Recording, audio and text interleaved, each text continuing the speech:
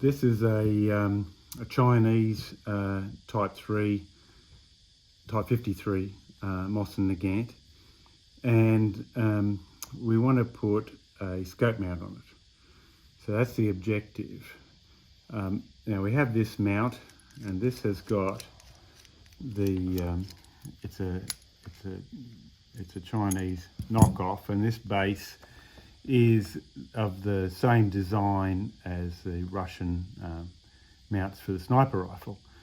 Now, normally these mounts will only go on the high wall receiver because on this, on the Mosin M44s and so on, this part of the receiver is cut out.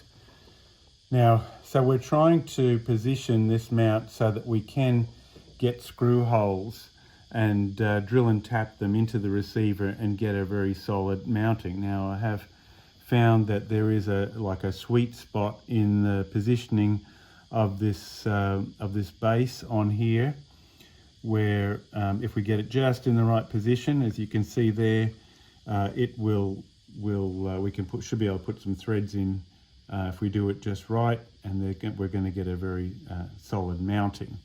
So that's the objective of what we're doing. So we've got the mounting here. We've got a few tools to put this in. The screws. I'll show you what we've got here. This mounting is attached to the receiver with these M6 by 0.75. It's a fine thread. Okay, so we've got some 0.6 by 0.75 tap set.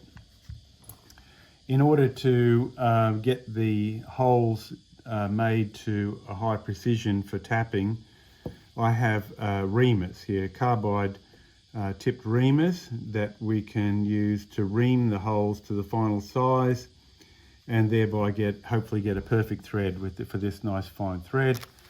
We also have a little tool here to help locate the centers. So this tool here I've made just by turning a bit of scrap steel to fit into the mounting, so that when we drill it, we can go right, we put a pilot hole and we can get right into the center of the holes, because the positioning of these holes, as you can see, is very critical. We don't have much space for error here. So that's the objective of what we're going to do today.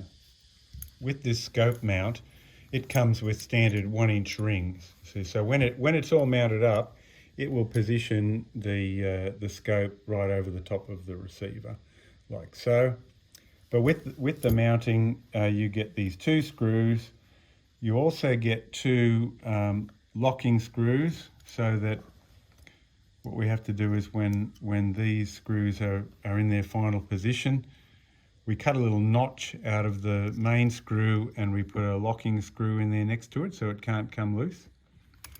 Also, with the mounting, you're getting two extra pins, dowel pins. Now these pins are 5mm pins, and we also have a 5mm reamer for that hole, and those will we'll put those in later on once we've got the first holes in, and that will absolutely lock the mounting in position with those 2 dowel pins. So once this mounting is on there, I think it's going to be extremely strong. As far as I'm aware, that the original Russian sniper rifle mounts, they would never come loose. And when you look at the way it's designed, you can see how strong it is.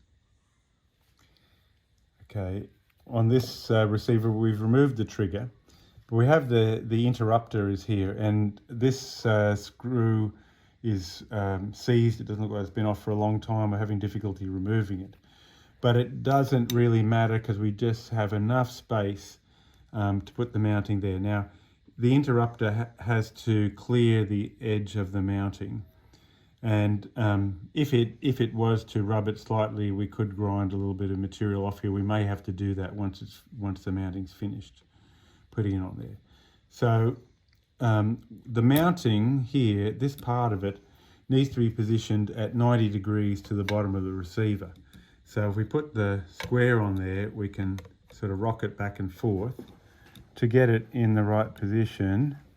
And then we've got a clamp here, so we can put that around the mounting and lock it in. So that makes sure that our mounting is sitting at 90 degrees to the bottom of the receiver, which is how it's supposed to be positioned there. So that's how we'll clamp it. Now we're going to we'll have to drill. We put our little bushings in there. We'll drill pilot holes, and we'll go on from there.